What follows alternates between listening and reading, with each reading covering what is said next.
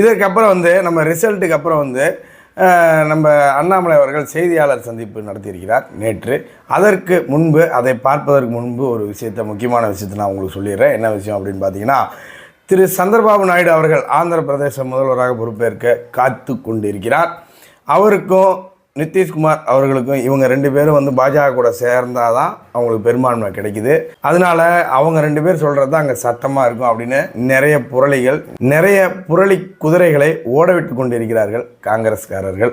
அதெல்லாம் கிடையாதுங்க. நான் ஒன்று சொல்கிறேன், இவங்க 2 பேர்த்துக்கும் அமைச்சரவை கூட தர வேண்டிய அவசியம் கிடையாது இப்பொழுது பாஜகவிற்கு, அதாவது நரேந்திர மோடி அவர்களுக்கு. இவர்கள் இருவரும் சேர்ந்து 28 தொகுதி தான் வந்திருக்காங்க. இந்த 28 தொகுதி இல்லாமலேயே பாஜகவால் ஆட்சி அமைக்க முடியும் என்ற நிலை இன்று வந்திருக்கிறது. எடுத்துக்காட்டாக அந்த சுயேட்சையாக வெற்றி பெற்ற 17 பேரும் பாஜக கூட வந்துடுறாங்க.